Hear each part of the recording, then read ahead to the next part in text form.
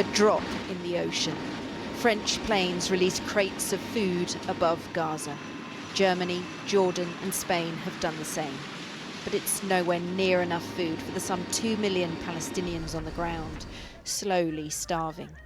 In Al-Zawaida camp in central Gaza, those forced to fight over the precious few packages say this method of delivering aid leaves them hungry and humiliated.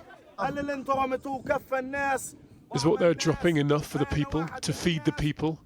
I am an injured person and I cannot run. For 8 days since the airdrops began, my 9 children and I have not received a single grain of rice from the aid. We don't want to receive aid like this. We want to be able to queue up and collect it, but the way things are going now is just not okay. Don't say it's Israel that must allow it. This is what Israel is doing to us. It's killing us. We're not getting food, and our children are hungry. Food is thrown from a handful of planes while hundreds of aid trucks are stuck outside Gaza. Israel allows some lorries in, but a fraction of the number needed.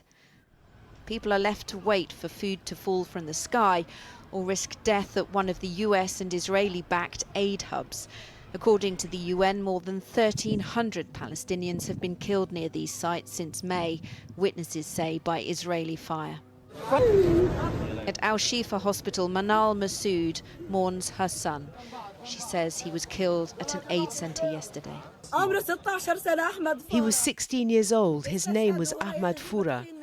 He was martyred while going to get flour from Netzarim, from the death traps, the traps and snares they set.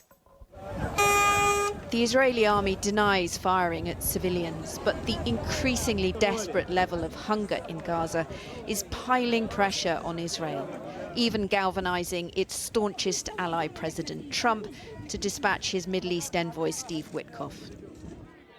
After visiting Gaza yesterday, today he was in Tel Aviv to meet families of Israeli hostages.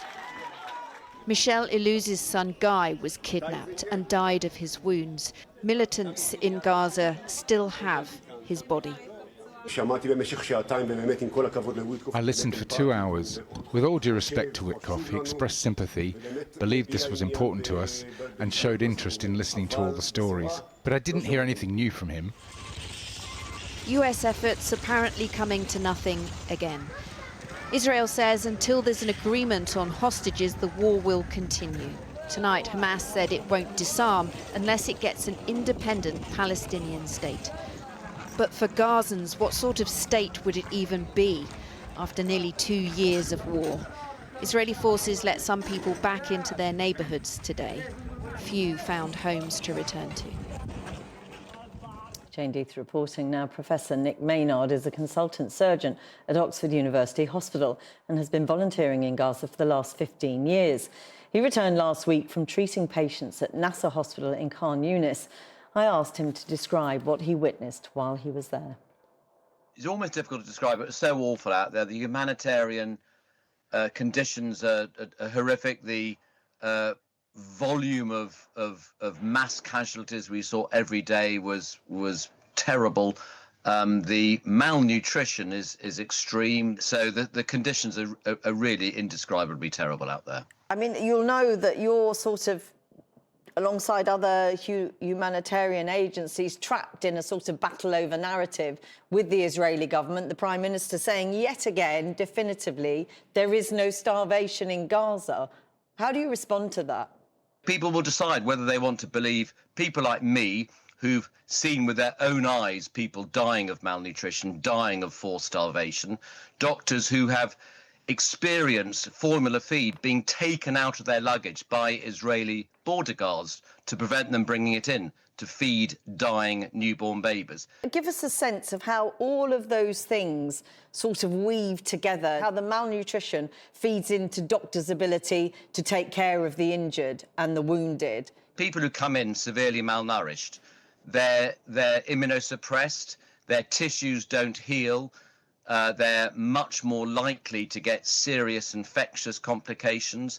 We operate on so many people that knowing that all things being equal, they should survive those injuries, but knowing deep down that their malnutrition, their terrible general condition really made the odds of their surviving much, much lower. And we know in recent days that the Israelis relented and have opened up more routes for aid to get in. We've seen airdrops over the region. Are you hearing that that is making any difference? They need to open up the land route to get unlimited aid in. That is the only way of getting enough aid and food into Gaza. I mean, obviously, there's been a huge amount of focus on the Gaza Humanitarian Foundation and how those aid routes have or haven't worked, with claims by the UN that more than 1,000 people have been killed looking for food. What pressure does the international community need to be putting on Israel? They need to re-establish the original food distribution methods and allow unlimited aid to get in, and that's going to happen only with unremitting pressure from Western governments. It's interesting, I see on your social media, you've said very directly to the Prime Minister and to the Foreign Secretary, David Lammy, I'm back and ready to talk to you. What would you say to them?